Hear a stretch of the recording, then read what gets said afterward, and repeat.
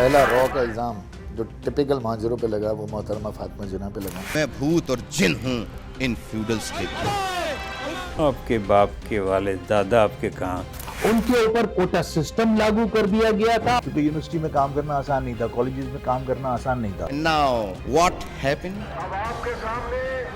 اور پہلی دفعہ نوجوان لوگوں کے ہاتھ میں جو ہے پورے پاکستان میں کہیں لیڈرشپ جاری تھی. اور بشرا دیدی کیس ہونے کے بعد بہت ساری سیاسی تنظیموں نے سر اٹھایا. اسلامی جماعت طلبہ کے تھنڈر اسکواڈ کی وجہ کر تو ہم نے یہ فیصلہ کیا کہ ہم اب ایک پولیٹیکل پارٹی کو تشکیل دیں. یہ بڑی کیس اسٹڈی ہے, اس کے اوپر پی ایچ ڈیز ہونی چاہیے. انہوں نے بہت بڑی سیاسی غلطی کی ملک سے باہر جا کے. یا تو بے انتہا محبت یا بے انتہا نفرت. بول دیا ہے تو بھائی کہ کا جو حکم ہے وہ کرنا ہے. پھر صبح ناراض ہوتے تھے, پھر شام کو رحمان ملک جاتے تھے. پیسہ عروج میں دیکھ نہیں سکوں گا. الطاف حسین کے جو لوگ تھے جان دیتے بھی تھے اور جان لیتے بھی تھے. ریالٹی ہے.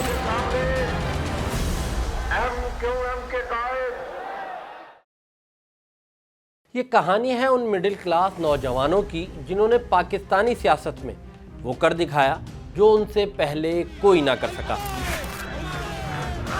گلی محلوں سے نکلے یہ نوجوان جاگیرداروں, سیاستدانوں اور طاقتور حلقوں کو چیرتے ہوئے اقتدار کے ایوانوں میں ایسے بیٹھے کہ پھر ان کی مرضی کے بغیر نہ کوئی حکومت بن سکتی تھی اور نہ ہی چل سکتی تھی. یہ داستان ہے اس مڈل کلاس نوجوان کی جس کی ایک آواز پر کراچی میں پاکستان کا سب سے بڑا شہر کراچی منٹوں میں بند ہو جاتا. جب وہ رہنما بنا تو اس کے چاہنے والوں پر ایسا سحر طاری ہوا کہ انہوں نے منزل کی بجائے رہنما کو ترجیح دی. ستم کا عقل کے اندھوں نے دامن تھام رکھا ہے اور اظہار حقیقت کا بغاوت نام رکھا ہے. تو آئیے آپ کو سناتے ہیں مہاجر قومی موومنٹ سے متحدہ قومی موومنٹ لندن بننے والی جماعت کے بانی الطاف حسین کے عروج اور زوال کی کہانی, ان کے اس وقت کے ساتھیوں اور صحافیوں کی زبانی. تو جب پاکستان بنا ہے اور جو بھی ہندوستان کے مختلف شہروں سے گھر بار چھوڑ کر پاکستان میں مستقل رہائش کے لیے آئے تو ان کا اور جو یہاں کے پہلے سے مقامی لوگ تھے ایک فرق تو تھا رہنے سہنے میں, تہذیب تمدن میں, زبان میں. جب پاکستان لوگ آئے تھے تو بہت سارے لوگ واگا بارڈر سے آئے تھے اور بہت سارے لوگ بالکل خاص تھرپاکر سے آئے تھے. یہ جو آپ کا مناوا اسٹیشن کہلاتا ہے. ایکچولی یہ بات سمجھنے کی کہ جو نہری زمینیں تھیں وہی پاکستان کے اندر ٹوٹل آمدنی کا ذریعہ تھی, کیونکہ اس کے علاوہ یہاں پہ کوئی صنعتیں تھیں نہیں, یہاں کوئی تعلیم اور ہنر نہیں تھا. تو یہاں لوگ ڈیپینڈ کرتے تھے اپنی زرعی زمین کے اوپر جہاں نہریں ہوتی ہیں. تو جو نہری زمین تھی وہ ان کے لیے قیمتی تھی. انہوں نے نہری زمین پہ ہمیں آباد نہیں ہونے دیا. پنجاب نے بھی ہمیں وہاں سے دھکیل دیا کہ پاکستان آگے ہے, اور جب اندرون سندھ آئے اور منابعوں سے جو لوگ آئے انہیں بھی آگے دھکیل دیا گیا اور کراچی دھکیل دیا گیا. کراچی ایکچولی ایک ڈیزرٹ تھا بالکل, کہ یہاں پر جو ہے وہ کیکر تھی, ببول تھا, یہاں پر نہریں نہیں تھیں. جس طرح ہم لوگ آئے ریاست پٹیالہ سے اور جھنگ میں سیٹل ہوئے پنجاب کے شہر میں, تو وہاں ہم لوگ سمجھتے تھے کہ ہم بہت کسی پڑھے لکھے علاقے سے آ رہے ہیں. یہاں کے لوگ جنگل میں رہتے تھے تو ہم انہیں جنگلی کہتے تھے اور وہ ہمیں کہتے تھے شہدے پناہ گیر. تو یہ چیز سندھ میں بھی تھی. تو یہ ایک فرق اسی وقت سے شروع ہو گیا تھا. لفظ مہاجر کی بنیاد تو 1956 کے سندھ اسمبلی کے اجلاس میں موجود ہے. فیض محمد سنگل صاحب ایم پی اے تھے کراچی کے, اور جب مہاجروں کی زمینوں کے اوپر بات کر رہے تھے تو سندھ اسمبلی میں انہوں نے یہ پوائنٹ آف آرڈر اٹھایا تھا کہ جو مہاجر مشرقی پاکستان سے آئے ہیں, اور اس زمانے میں لیاقت علی خان صاحب نے ایک کمیشن بنایا تھا, ریہیبلیٹیشن کمیشن. پھر اس کے بعد لیاقت علی خان صاحب کے بعد ایک اور کمیشن بنایا تھا کہ مہاجروں کو آباد کرنے, فنڈ دینے کے لیے 4 کروڑ روپے اس زمانے میں رکھے گئے تھے کہ مہاجروں کو کاروبار کرنے دیا. تو یہ والا سوال اس وقت کی سندھ اسمبلی میں فیض محمد سنگل ایم پی جو تھے انہوں نے اٹھایا تھا. تو لفظ مہاجر تو پاکستان میں پاکستان بننے کے بعد سے ہی گونج رہا تھا. ملک میں مارشل لا نافذ تھا, chief martial law administrator Ayub Khan نے صدارتی الیکشن کا اعلان کیا۔ صدارتی انتخابات میں ایوب خان کے مد مقابل سب سے مضبوط امیدوار تھیں مادر ملت محترمہ فاطمہ جناح۔ ایوب خان کے الیکشن کے وقت یا اس سے پہلے کراچی کی جو ایک کہیں کہ شہرت تھی وہ بحیثیت ایک اپوزیشن کے شہر کے طور پہ ابھر کر سامنے آ رہی تھی۔ کراچی نے کھل کر مادر ملت کا ساتھ دیا، لیکن مادر ملت الیکشن ہار گئیں۔ فاطمہ جناح کو پاکستان میں 2 جگہ سے بڑی تعداد میں ووٹ پڑے، ایک کراچی ایک ڈھاکہ سے۔ تو وہ جو ایوب خان نے الیکشن جو ہے زور زبردستی سے جیتا، اور اس کے ایوب خان کے جو حامی تھے لوگ، ان میں ظاہر ہے زیادہ تر تعداد پشتونس کی تھی۔ لیکن محترمہ فاطمہ جناح کے الیکشن میں جس طریقے سے ان کے ساتھ ایک ایز اے خاتون پہلا را کا الزام جو ٹپیکل مہاجروں پہ لگا وہ محترمہ فاطمہ جناح پہ لگا۔ محترمہ فاطمہ جناح کے ساتھ کراچی پورا تھا، تمام مکاتب فکر اور مذہبی طبقے بھی محترمہ کے ساتھ بیعت کر چکے تھے الیکشن میں۔ گوہر ایوب جو ہیں وہ جلوس لے کر نکلے، فتح کا جلوس، وہ گزرا لیاقت آباد، لالو کھیت سے اور ان جگہوں سے، تو وہاں رستے میں ان کے پھر تصادم ہوا، لوگ مارے بھی گئے، اس میں فائرنگ وغیرہ بھی ہوئی۔ اس کے بعد سے پھر یہ ایک ایوب خان کے خلاف بھی ایک پورا تحریک چلی۔ کراچی میں ایک ایتھنک لسانی فساد مہاجروں کے آگے کھڑا کیا گیا تھا، تو پہلا لسانی فساد محترمہ فاطمہ جناح کی فتح کو شکست میں بدلنے کے بعد اس وقت کے جو ایوب خان کی لیڈرشپ تھی، ان کے جو بیٹے تھے، انہوں نے لیاقت آباد پہ مہاجر اور پختون فسادات کرائے، اور پہلی بار مہاجروں کو اگر کسی تعصب کا تشدد کا نشانہ بنایا گیا تو وہ محترمہ کے الیکشن۔ کراچی میں لوگ ایوب خان کے خلاف خاصے ہو گئے، اور اس میں یہ لگا کہ چونکہ ایک ایتھنک سا کلر اس میں ابھر کر سامنے آیا، لیکن اس وقت بھی کراچی صوبہ تحریک کا آغاز ہوا، لیکن اس کا بھی لسانی رنگ نہیں تھا۔ اس میں خود گو کہ اردو بولنے والے تھے، لیکن اس میں انہوں نے اس کو کسی طریقے سے مہاجر نام سے منسوب نہیں کیا۔ جب یہ فیصلہ ہوا کہ کراچی کو وفاقی دارالحکومت جو ہے کراچی سے اسلام آباد لے جایا جائے، اس کے خلاف جو ہے وہ ایک موومنٹ بنی۔ اس کا تعلق کسی لسانی اس سے نہیں تھا، لیکن یہ کہ جو کراچی میں رہنے والے تھے انہوں نے اس فیصلے کو پسند نہیں کیا، اور اس میں ظاہر ہے صرف اردو بولنے والے نہیں تھے، کیونکہ بڑی تعداد تھی اردو بولنے والوں کی۔ سقوط ڈھاکہ کے بعد ذوالفقار علی بھٹو اقتدار میں آئے تو انہوں نے ملک بھر میں اداروں کو نیشنلائز کر دیا، اور سندھ کے دیہات کے لیے مواقع دینے کے نام پر کوٹا سسٹم نافذ کر دیا گیا، اور اسی سال صوبے میں سندھی زبان کو صوبے کی سرکاری زبان کے طور پر بھی رائج کر دیا گیا۔ اردو کو کہا کہ یہ نہیں چلے گی، سندھی یہاں پہ تمام صوبے میں نافذ ہوگی، تو ظاہر ہے کہ مہاجر اس کو برداشت نہیں کر سکتے تھے۔ بل تو منظور ہو گیا، لیکن اس کے بعد فسادات پھر شروع ہو گئے کہ انٹیریئر میں جو ہے جہاں سندھی اکثریت میں تھے وہاں مہاجرین کے لیے مشکل ہوئی، تو یہاں کراچی میں ظاہر ہے مہاجرین اکثریت میں تھے، تو یہاں فسادات ہوئے۔ اس وقت گورنر تھے میر رسول بخش تالپور، وزیر اعلیٰ ممتاز علی بھٹو، تو ان کے پتلے جلائے گئے کراچی میں مختلف مقامات پر، حیدرآباد میں، سکھر میں۔ ایسا محسوس ہوتا تھا کہ پیپلز پارٹی کا جو نشانہ ہے وہ جو ہے وہ اردو بولنے والے، یعنی پورے پاکستان میں کسی اور صوبے میں نہیں آیا، کسی اور صوبے نے نہیں بولا کہ پنجاب کو جو ہے صوبے کی زبان بنا دیا جائے، بلوچی کو جو ہے بلوچستان کی زبان بنا دیا جائے، یا جو پشتو بولنے والوں کو KPK کی زبان بنا دیا جائے، لیکن پیپلز پارٹی جو ہے وہ صرف میں لسانی بل لے کر آئی۔ کیا اس وقت الطاف حسین تھے؟ کیا اس وقت آفاق تھے؟ کوئی اور لیڈر تھا؟ رئیس امروی صاحب لیڈر نہیں تھے، وہ ایک شاعر تھے، لیکن کیونکہ اردو کے ساتھ زیادتی ہو رہی تھی، انہوں نے اس زبان سے ان کی وابستگی تھی، انہوں نے قطع لکھ دیا کہ اردو کا جنازہ ہے ذرا دھوم سے نکلے، اور جنگ نے بلیک حاشیے کے ساتھ اس کی اشاعت کر دی۔ اس وقت ذوالفقار علی بھٹو صدر تھے ملک کے، وہ فوراً اسلام آباد سے کراچی آئے اور میں اخبار جہاں میں تھا اس وقت، تو ان کا فون آیا کہ بھئی یہ ADC کا کہ وہ صدر صاحب ملنا چاہ رہے ہیں تو آپ آ جائیں۔ تو میں میر خلیل الرحمن بھی تھے، میر حبیب الرحمن ان کے بھائی، ان کو میں بتایا کہ بھی وہ بلا رہے ہیں اور یہی مسئلہ ہوگا جو آج کا اخبار ہے۔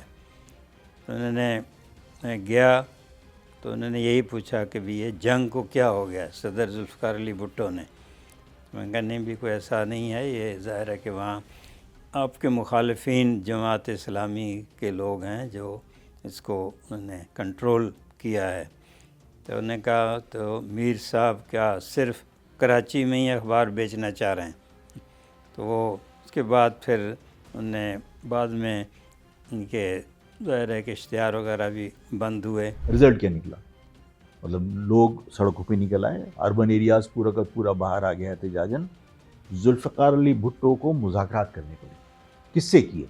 جس کے قطع کی وجہ سے لوگ باہر نکلے تھے۔ بھٹو صاحب نے جب یہاں سندھ میں فسادات ہوئے، لسانی فسادات ہوئے، تو اس کو انہوں نے حل کرنے کے لیے سندھ کے اردو بولنے والے اور سندھی بولنے والے دانشوروں سے بات کی، ان کو بلایا۔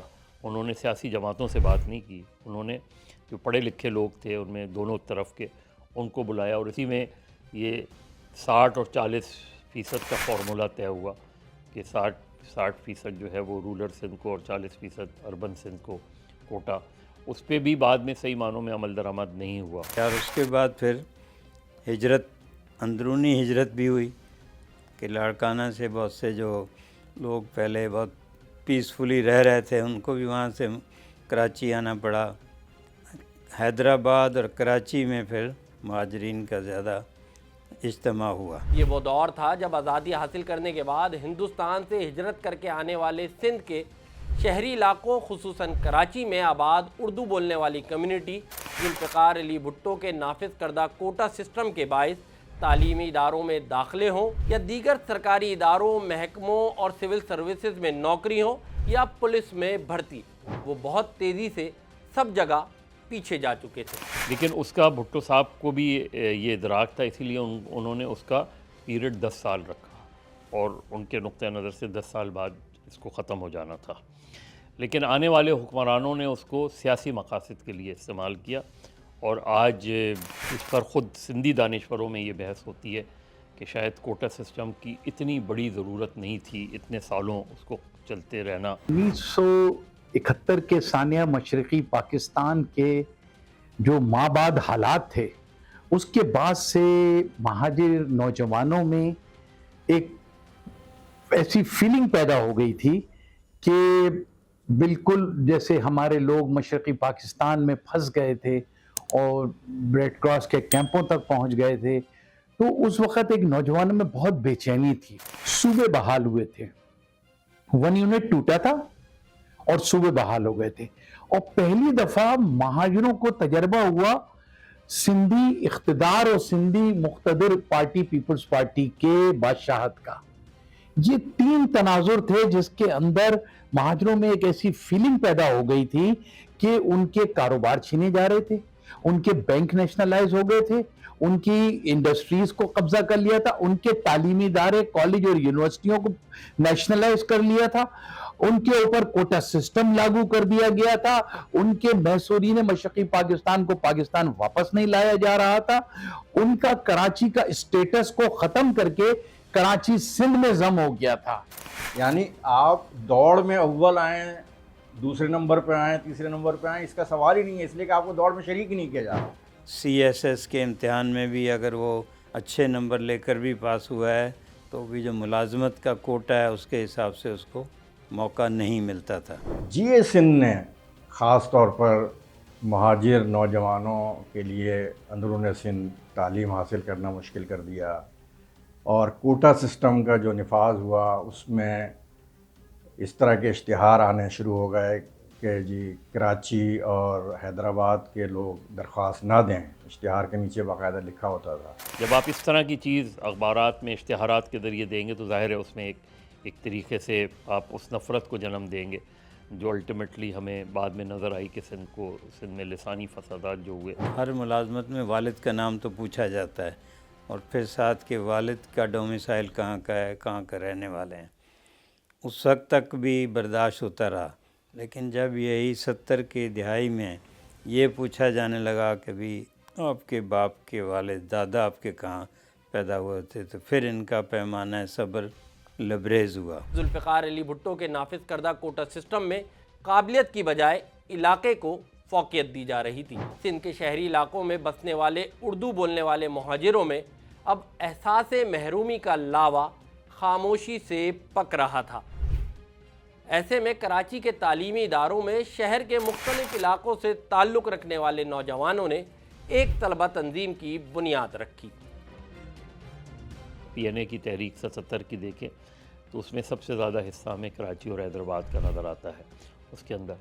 اور اسی تحریک میں ایک نوجوان تھا جس کا نام تھا الطاف حسین. کہ میرا تعلق اندرون سندھ سے رہا، میں حیدرآباد میں پیدا ہوا، حیدرآباد سے پلا بڑھا، وہ پوری سوچ میرے پیچھے تھی. میں نے کراچی پہنچتے ہی سب سے پہلے سندھ میڈیکل کالج میرا مادر علمی، جہاں میں نے مہاجر میڈیکوز بنائی تھی.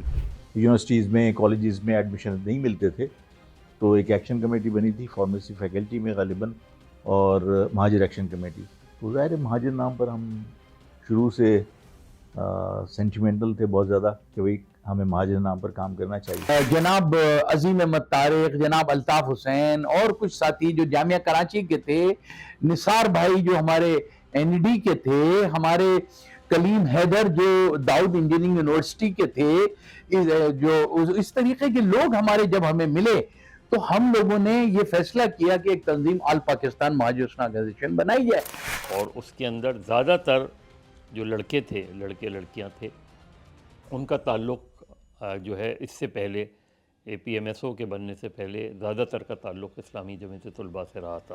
ہمارے جو چونکہ جامعہ کراچی کو ہمارا مرکز یونٹ بنایا گیا تھا تو یہ طے کیا گیا کہ جو پارٹی کی چیئرمین-شپ اور کیبنٹ ہوگی وہ صرف مرکزی یونٹ سے ہوا کرے گی. تو اس وجہ سے کسی دوسرے کالج اور یونیورسٹی کا آدمی پارٹی کا چیئرمین نہیں بن سکتا تھا کیونکہ اس کا جامعہ کراچی سے تعلق نہیں تھا. چاہے وہ پارٹی کی ایگزیکٹو کمیٹی میں ہو سکتا تھا وہ اور دوسرے، لیکن وہ پارٹی چیئرمین نہیں بن سکتا تھا. نہیں، اس زمانے میں کوئی ایسی چیز نہیں تھی. میرا خیال ہے کہ اے پی ایم ایس او کی جو بانی جو تھے بالکل میرا خیال الطاف حسین صاحب تھے، عظیم احمد طارق صاحب سیکرٹری جنرل ہوا کرتے تھے. الیکشن آ گیا پہلی سال تو ہم نے کہا اچھا بھئی اب الیکشن بھی ظاہر تنظیم کو لڑنا پڑتا ہے، تو ہم نے الیکشن میں امیدوار اتارے. مجھے یاد ہے کہ ہمیں تو کوئی صدر کا امیدوار بھی نہیں مل رہا تھا کہ اس کو ہم کہیں کہ بھئی یہ پریزیڈنٹ کا امیدوار ہو. محصورین مشرقی پاکستان کے لیے ایک ڈیمانسٹریشن، ایک محصورین کے جن کو عرف عام میں لوگ بہاری بھی کہتے ہیں، بہاریوں کے ایک لیڈر تھے جو بعد میں ایم این اے بھی بنے 1985 میں، آفاق خان شاہد. انہوں نے ایک قائدین کے مزار پہ ایک مظاہرہ رکھا تھا. ہماری اے پی ایم سے بالکل ابھی 1 سال کی تھی، بہت چھوٹی سی جماعت تھی، چھوٹے 2-4 یونٹ تھے، لیکن اس وقت ان کی دعوت کے اوپر آفاق شاہد کی الطاف حسین صاحب اس مظاہرے میں شرکت کرنے گئے. جب وہ وہاں شرکت کرنے گئے اور وہ ان کے ساتھ کھڑے ہوئے تھے تو وہاں جب پولیس نے ان کو گرفتار کیا تو وہ بھی گرفتار ہو گئے. تو اس وقت مارشاء اللہ تھا، تو مارشاء اللہ نے جو کیس بنا دیا ان 6-8 لوگوں پہ جو گرفتار ہوئے تھے، ان میں سے ایک کیس جس طرح کے جھوٹے کیس بنتے ہیں، ایک کیس بنا دیا کہ آپ جو ہے پاکستان کے جھنڈے کو جلایا. وہاں لوگ پاکستان کے پرچم لیے کھڑے ہوئے تھے، مطلب ایک واقعہ گھڑا گیا. تو اس واقعے کی بنیاد پہ الطاف حسین صاحب کو جیل میں گرفتار کر لیا گیا، ان کے ساتھ ہی بہاری موومنٹ کے. کوئکلی یہ موٹر سائیکل اس وقت یہ والے نہیں تھے. کوئکلی تھوڑی آپ سمجھ لیں کہ سائیکل کو اگر وہ زیادہ بیٹری وغیرہ لگا تو وہ کوئکلی کہا جاتا تھا اسے. اسی پہ آتے تھے یہ اپنے پریس ریلیز دینے بھی الطاف صاحب اخباروں کے دفاتر میں. جب اے پی ایم ایس او نے اپنے قیام سے 1978 میں ان کا قیام ہوا، اس کے چند سالوں بعد ہی جس طرح کی مقبولیت ان کو مل رہی تھی تو اس سے سب سے زیادہ پریشانی اسلامی جمعیت طلباء کو تھی. یونیورسٹی میں کام کرنا آسان نہیں تھا، کالجز میں کام کرنا آسان نہیں تھا. جماعتیوں کا بڑا کنٹرول تھا، جماعتی جو ہے وہ عام تھے، مسلح تھے. اور کیونکہ اس زمانے میں ضیاء الحق کے زمانے میں غالباً افغانستان کے اندر اور تمام جگہ پر جو ہے وہ مذہبی جماعتوں کو استعمال کیا جا رہا تھا. تو اس وقت جماعت کے پاس اسلحہ تھا. جماعت نے ظاہر یونیورسٹی میں متعدد بار اسلحے کا استعمال بھی کیا. ظاہر ہے کہ جنرل ضیاء کا دور تھا تو اس میں یہ ان کو پوری جمعیت والا طلباء جماعت اسلامی ساتھ تھی ضیاء کے، تو ان کو پوری سپورٹ حاصل تھی. 3 فروری 1981 تک مخالف طلبہ تنظیم نے کراچی یونیورسٹی میں الطاف حسین اور دیگر ساتھیوں کو مار کر باہر نکال دیا اور ان کے داخلے پر پابندی لگا دی گئی، جس کے بعد الطاف حسین ملک چھوڑ کر امریکہ چلے گئے.